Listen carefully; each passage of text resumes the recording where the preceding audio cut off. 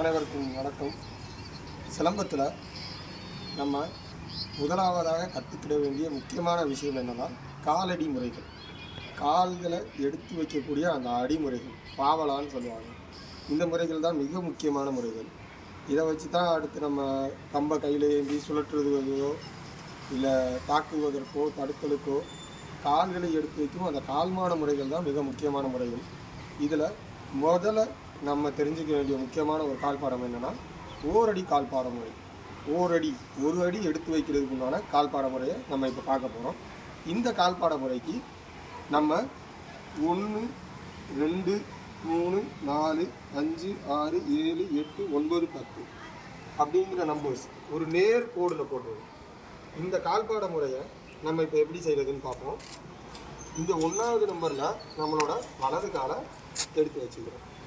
2வது நம்பரில் நம்மளோட இடது காலை எடுத்து எதிரியை நோக்கிய வண்ணம் நம்மளோட பாடியை லைட்டாக டில்ட் பண்ணி எதிரியை நோக்கியபடி திரும்பி நிற்கிறோம். இந்த நிலையிலிருந்து முதல் ஸ்டெப், இதில் நம்ம செய்ய போகிற நிகழ்வு என்னென்னா 1வது நம்பரில் இருக்க இந்த வலது காலை 3வது நம்பருக்கு உடலை டோட்டலாக அப்படியே ஆப்போசிட் டைரக்ஷனில் ஒரு அரை திருப்பம் செஞ்சு 3வது நம்பருக்கு இந்த வலது காலை கொண்டு வரணும். இதுக்கு கைகளை பயிற்சி செய்வதற்காக இடது கையை முன்னால் நீட்டியும் வலது கையை செஸ்ட்டுக்கு நெஞ்சு பகுதிக்கு கார்டாகவும் தடுப்பாகவும் வச்சு பொசிஷன் எடுக்கிறோம்.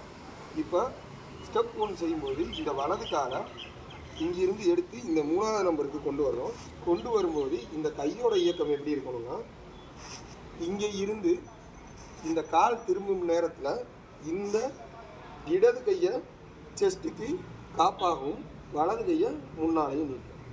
ஸோ இது ரெண்டையும் சேர்ந்த மாதிரி செய்யணும். ஸோ 1 அப்படின்னு சொன்னோடனே காடை சேஞ்ச் பண்ணி கையை திருப்பி முன்னாடி.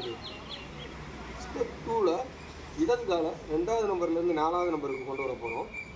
இப்போ அதே ஸ்டெப்பு தான். இந்த வலது கையை செஸ்ட்டுக்கு காடாக மாற்றி இடது கையை வெளியே கொண்டு வரோம். இதை தொடர்ச்சியாக 10 நம்பர்களுக்கும் செய்ய போகிறோம்.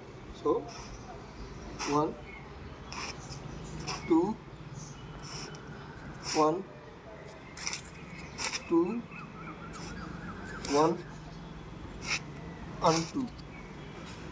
நம்ம ஆரம்ப நிலையிலேயே முடிவு நிலையை முடிச்சிருக்கோம். இப்போ இறங்குதல் செய்யும் போதும் இப்போ நம்ம செஞ்ச அதே முறையை ரிவர்ஸ் பண்ண போகிறோம். அப்படியே திரும்ப செய்ய போகிறோம். இப்போ இங்கே இறங்குதலின் போது இடது காலை 10ஆம் நம்பர்லேருந்து 8ஆம் நம்பருக்கு அப்படியே ரிவர்ஸில் கொண்டு போய் கையோட காடை மாற்றுறோம். 1 2 1 2 1 2 1 2.